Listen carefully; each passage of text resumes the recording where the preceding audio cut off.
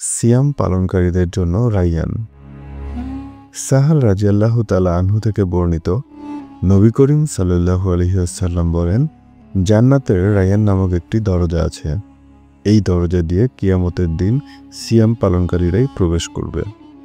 তাদের ব্যতীত আর কেউ এই দরজা দিয়ে প্রবেশ করতে পারবে না। ঘোষণা দেওয়া হবে, সিয়াম পালনকারীরা কোথায়? তখন তারা দলবদ্ধ হয়ে দাঁড়াবে। তারা ব্যতীত আর কেউ এই দরজা দিয়ে প্রবেশ করতে পারবে না। তাদের প্রবেশের পরেই দরজা বন্ধ করে দেওয়া হবে, যাতে করে এই দরজাটি দিয়ে আর কেউ প্রবেশ করতে না পারে। আমরা আবু হুরায়রা রাদিয়াল্লাহু তাআলা আনহু থেকে বর্ণিত একটি হাদিসের মাধ্যমে সিয়ামের ফজিলত সম্পর্কে জানতে পারি। আবু হুরায়রা রাদিয়াল্লাহু তাআলা আনহু থেকে বর্ণিত, রাসূলুল্লাহ সাল্লাল্লাহু আলাইহি ওয়াসাল্লাম বলেছেন, সিয়াম ঢালস্বরূপ। সুতরাং অশ্লীলতা করবে না এবং মূর্খের মতো কাজ করবে না। যদি কেউ তার সাথে ঝগড়া করতে চায়, তাকে গালি দেয়, তবে সে যেন 2 বার বলে, আমি সিয়াম পালন করছি।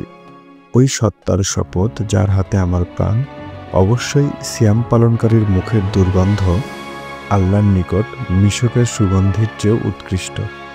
সে আমার জন্য আহার, পান ও কাওয়াচার পরিত্যাগ করে। সিয়াম আমারই জন্য, তাই এর পুরস্কার আমি নিজেই দান করব, আর প্রতি নেক কাজের জন্য 10 গুণ। সুবহানাল্লাহ, সুবহানাল্লাহ।